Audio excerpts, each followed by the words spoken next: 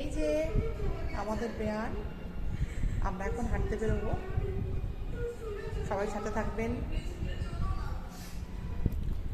নমস্কার, দৈনন্দিন জীবনযাত্রার আরেকটি ছোট্ট ব্লগে আপনাদের সবাইকে স্বাগত। আমরা এখন সন্ধেবেলা একটু হাঁটার জন্য বেরিয়েছি। আমার ভাগ্নির ফ্ল্যাট হলো সানরাইজ সিম্ফনি, তার নাম।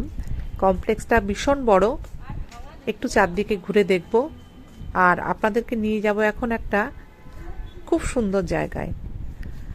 ওরা পুরী থেকে জগন্নাথ নিয়ে এসেছিল, সেই জগন্নাথকে প্রত্যেক বছর রথে তোলা হয় এবং পরিক্রমা করানো হয়, মাসির বাড়িতেই নিয়ে যাওয়া হয় এবং রথ শেষে আবার জগন্নাথ যখন ফিরে আসেন তখন জগন্নাথকে এই ঘরে রাখা হয়। ওনাকে দুবেলা পুজোও দেওয়া হয়। চলুন সেখানে আমরা এবার একটু ঘুরে আসি। ব্লগটা যদি ভালো লাগে আপনাদের একটা কমেন্ট, একটা লাইক আর একটা শেয়ার প্লিজ করবেন।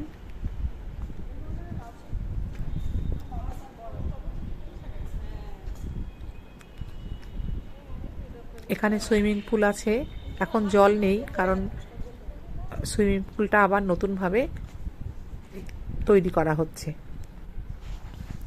এই যে দেখুন, জগন্নাথ দেবকে এখানে রাখা হয়েছে। এখানে নিত্য সেবার জন্য ব্রাহ্মণ আছেন। খুব সুন্দর জগন্নাথ দেব, বলভদ্র, সুভদ্রা।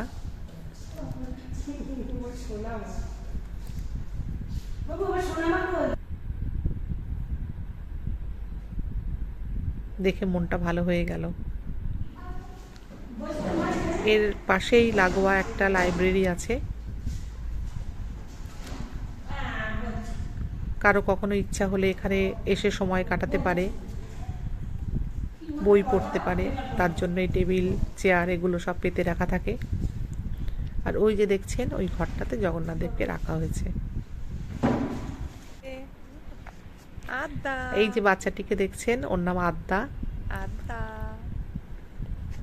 এটা ওর ঠাকুমা। আমাদের শুভ মানে আমার ভাগ্নি খুবই ভালোবাসে বাচ্চাটিকে।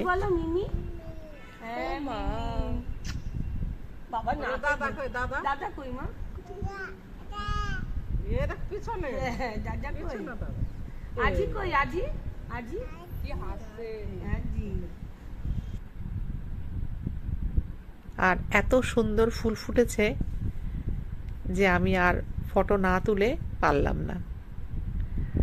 কত বড় বড় গাঁদা ফুল ফুটেছে দেখুন।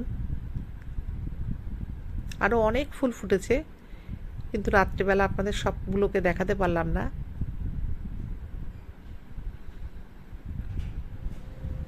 আমি যখনই আসি একটু ঘুরে দেখি চারদিকটা। প্রকৃতি আমার ভীষণ প্রিয় এবং বিশেষ করে গাছগাছালি আমার একটা অন্যরকম টান আছে। আর আপনারাও জানেন আমার বাড়িতে অনেক গাছ আছে, আমি খুব যত্ন করে গাছগুলোকে রেখেছি।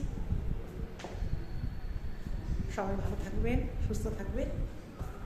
আর এখনও যারা আমার চ্যানেলটাকে সাবস্ক্রাইব করেনি, প্লিজ সাবস্ক্রাইব করে পাশে থাকবেন। নমস্কার, থ্যাংক ইউ।